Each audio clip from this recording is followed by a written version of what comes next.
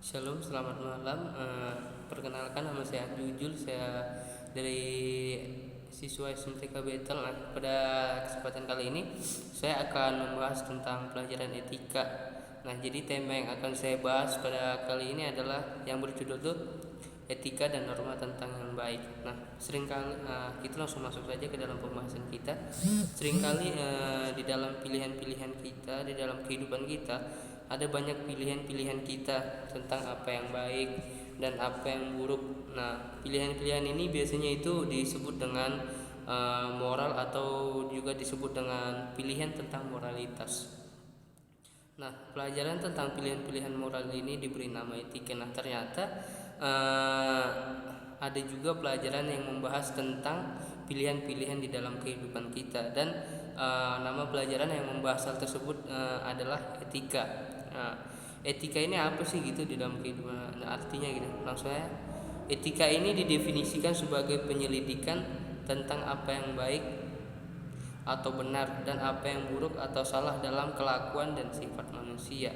Nah, jadi ternyata pengertian etika ini adalah suatu ilmu yang melakukan penyelidikan tentang apa yang baik dan apa yang benar. Nah, dan juga apa yang buruk dan apa yang salah. Nah, apa yang buruk, apa yang salah ini tentang apa sih? Ini lebih condong kepada menyelidiki tentang kelakuan dan sifat-sifat manusia.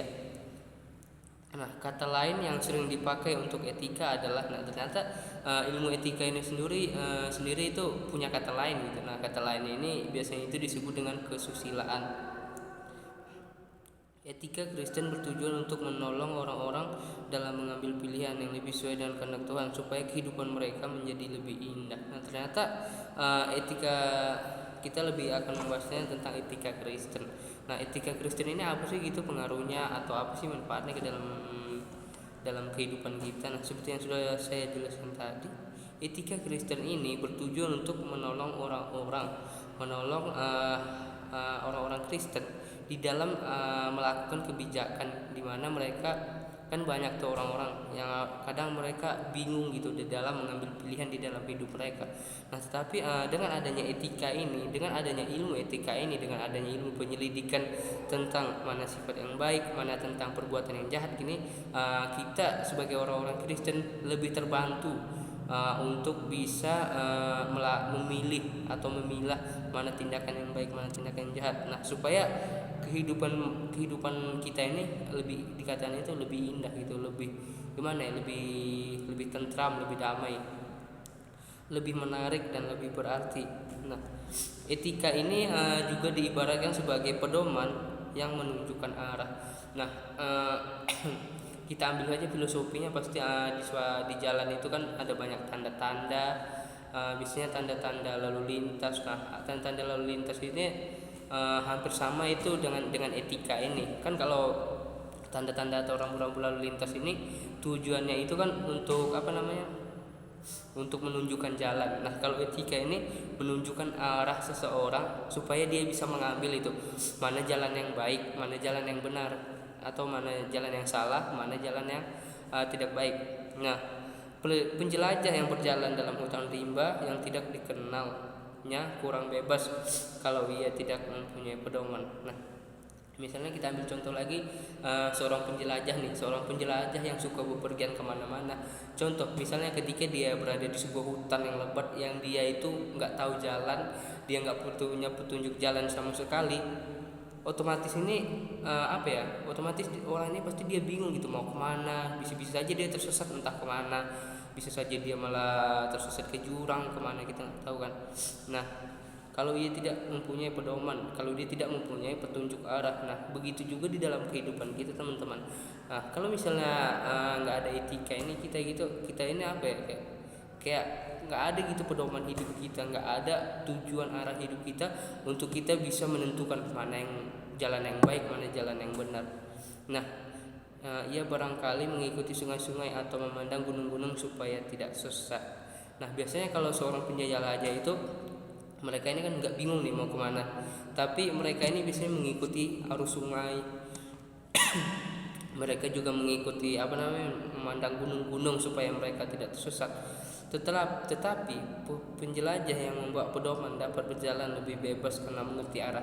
Nah, inilah bedanya. Misalnya seseorang penjelajah dia yang membawa pedoman seperti contohnya peta, atau orang yang kenal dengan hutan atau tempat itu gitu. Pasti dia bebas gitu, kemana aja bebas gitu. Soalnya dia udah punya pedoman, dia udah punya petunjuk jalan. Kemanapun dia nggak akan tersesat, dia nggak akan salah gitu. Begitu teman-teman. Nah, berikut ini saya akan membahas itu ada beberapa paham yang baik seperti yang dapat kita lihat dalam ilustrasi di bawah ini. Jadi di sini saya akan membahas beberapa paham gitu, paham tentang yang baik. Yang pertama itu paham yang akan saya bahas itu adalah paham 50-50 atau paham sama rata. Jadi paham sama rata ini apa sih? Contoh kita ambil contoh ada 2 orang siswa, mereka sama-sama ke sekolah, tapi di tengah jalan ini mereka menemukan sebuah dompet. Lalu mereka membagi 2 dompet itu. Nah, ini juga biasanya disebut dengan paham 50-50. Paham yang kedua itu adalah misalnya seorang ibu rumah tangga yang misalnya dia menyuruh anaknya, tapi anaknya ini tidak mau atau melawan sama dia. Tetapi ketika anaknya ini disuruh orang lain, anak ini langsung taat, langsung dengar-dengaran. Nah, jadi orang tuanya ini selalu marah karena menurut orang tuanya ini pahamnya itu adalah dahulukanlah yang di awak atau dahulukanlah yang di kita.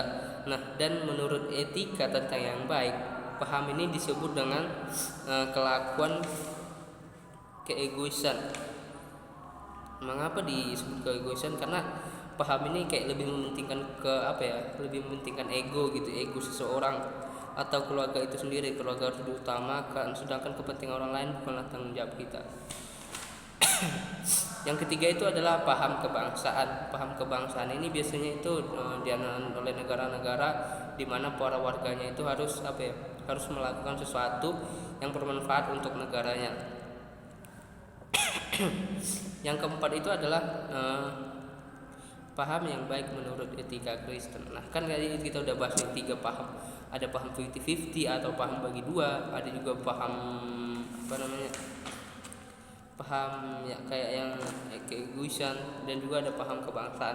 Nah, yang keempat ini kita akan bahas itu tetapi yang baik itu menurut etika Kristen itu apa sih gitu. Ini yang ditekankan dalam pembahasan kita kali ini. Nah, jadi di dalam Matius 5 ayat 39 Yesus mengatakan, "Janganlah kamu melawan orang yang berbuat jahat kepadamu, melainkan siapa yang menampar pipi kananmu, berilah juga kepadanya pipi kirimu." Dan Yesus mengatakan, "Kasihilah musuhmu, berbuat baiklah kepada orang yang memuji kamu, mintalah berkat bagi orang yang mencaci kamu." Nah, ini di dalam Lukas 6 ayat 27-28.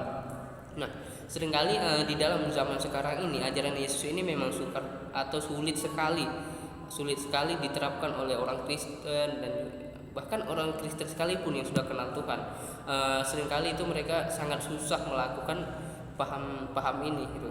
Karena kalau seseorang dilempar dengan batu, biasanya orang tersebut akan balik membalas melempar dengan besi. Nah, misalnya maksudnya gini, ketika seseorang disakiti, orang tersebut pasti akan marah, akan benci, dan bisa jadi dia yang disakiti ini akan menyakiti orang yang telah menyakitinya lebih sadis atau lebih jahat lagi gitu.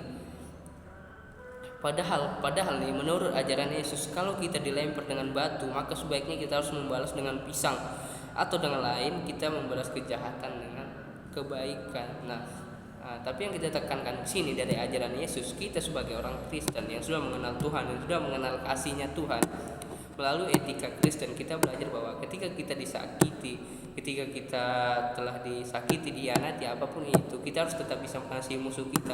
Walaupun mungkin banyak yang membenci kita, tapi Tuhan Yesus bilang kita harus tetap mengasihi musuh kita gitu. Jangan kita hanya mengasihi sesama kita, karena sesama kita baik sama kita kasihi, tapi ketika musuh kita membenci kita nggak ngasih. Jadi kita nggak boleh kayak gitu. Jadi paham yang baik menurut etika Kristen itu adalah paham mengasihi musuh dan mengasihi sesama.